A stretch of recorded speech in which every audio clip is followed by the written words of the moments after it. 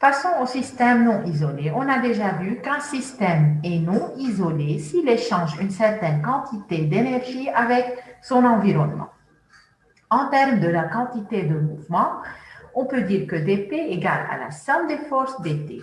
Dans ce cas, puisqu'une force résultante agit sur le système pendant un certain intervalle de temps, alors dP n'est plus égal à zéro. Afin de résoudre des exercices pour les systèmes non isolés, il faut savoir la valeur de delta P.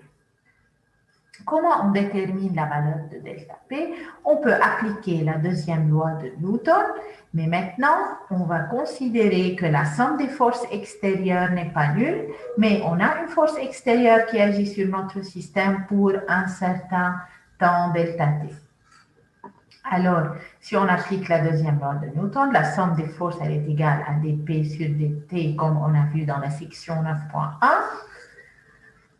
Si on intègre, alors dP égale à la somme des forces fois dt. Si on intègre entre PI à l'instant TI et PF à l'instant TF, on peut dire que delta P, dans le cas des systèmes non isolés, qui est PF moins PI, elle est égale à l'intégrale de TI à TF, la somme des forces extérieures fois delta T.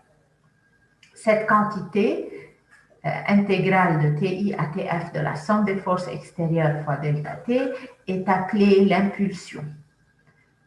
Alors, l'impulsion, elle est égale à delta P, elle est égale à l'intégrale de F dt sur d.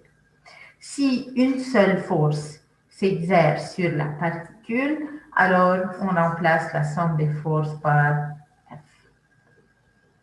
Cette quantité est appelée l'impulsion d'une force. On va tout de suite déterminer ou bien expliquer que veut dire cette quantité qui est très importante en physique. Alors, on déduit que I, l'impulsion, est une grandeur vectorielle. Le module est égal à l'air sous la courbe délimitée par F et l'axe des X qui est l'axe des temps. Alors, le théorème de la quantité de mouvement pour une particule me dit si j'ai un système non isolé qui échange de l'énergie avec l'extérieur, la modification de la quantité de mouvement n'est pas nulle, elle est égale à l'impulsion. Maintenant, on a deux cas. Dans le premier cas, la force extérieure ou bien la somme des forces extérieures agissantes sur le système n'est pas constante en fonction du temps. Dans ce cas, ou bien vous calculez l'intégrale qu'on a déjà vue, qui est TI à TF somme des forces dt, ou bien vous pouvez dire que l'impulsion est égale à la somme des forces moyennes fois delta T. Ou bien vous calculez la valeur de cette intégrale, ou bien vous trouvez la somme des forces moyennes et vous la multipliez par l'intervalle delta T. Si la force agissante sur la particule est constante, on n'a aucun problème. On peut faire sortir F de l'intégrale et on dit que la somme des forces moyennes est égale à la somme des forces et l'impulsion sera égale à la somme des forces fois delta T. Et tout va dépendre du cas sur lequel on travaille. Si la force est variable, les forces moyennes, on la multiplie par delta T. Si la force est constante, on طلع l'intégrale et on continue notre calcul. On بتصير القصة seulement mathématique. Pour mieux comprendre c'est quoi l'impulsion, prenons ensemble cet exemple.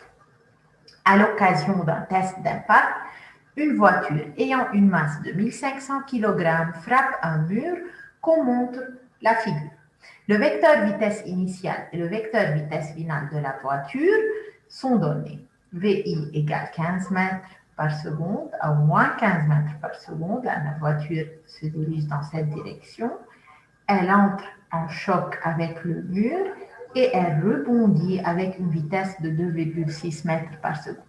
Si la collision dure de 0,150 secondes déterminer l'impulsion fournie par la collision ainsi que la force résultante moyenne s'exerçant sur la voiture. Alors, on doit déterminer tout d'abord l'impulsion et ensuite la force moyenne exercée durant l'impact. Tout d'abord, c'est un système non isolé puisque j'ai une variation de la quantité de mouvement de la voiture. Puisque le système est non isolé ou une variation de la quantité de mouvement, alors une force moyenne sera exercée sur la voiture pendant le temps de la collision. Déterminons I. I, elle est égale à delta P, qui est PF moins PI. PF, c'est MPF, moins PI, c'est MVI. Alors, vous pouvez facilement déterminer l'impulsion. Vous avez la masse qui est 1500 kg, la vitesse finale qui est de 2,6 mètres, moins la vitesse initiale qui est de moins 15 mètres par seconde, et vous déterminez l'impulsion. Maintenant, on peut, en divisant par le temps, par la durée de l'impact, on peut déterminer la force moyenne exercée sur la voiture et par suite sur le conducteur. La somme des forces moyennes est égale à I sur delta T, et je peux déterminer la force moyenne qui est de 1,76 par 10,5 newtons. C'est une force qui est assez grande. Maintenant, discutons un peu le cas de cette voiture. Vous voyez que, puisqu'on ne peut pas changer ici les vitesses, pour diminuer la force moyenne sur la voiture et par suite sur le conducteur, il faut augmenter delta T. لكن أنا هون إذا la durée de l'impact كانت أكبر بخفف الفورس موين exercée sur la voiture وبخفف الضرر الناتج عن هذا الإمباكت. مشان هيك بتلاقوا على طرف الطرقات بحطوا الرامب أو الحدايد على طرف الطرقات. ليه بحطون هول الحدايد؟ pour des raisons de sécurité, pour augmenter delta T. لأنه lorsque vous augmentez delta T, بتخففوا الفورس موين على الفواتور durant l'impact وبتخففوا الضرر الناتج عن الإمباكت مثل ما حكينا قبل. لكن l'impulsion, c'est une grandeur très importante فيكم من خلالها تحددوا la force moyenne exercée durant un choc par exemple. Maintenant, dans la question B, qu'en serait-il si la voiture ne rebondissait pas sur le mur après l'impact?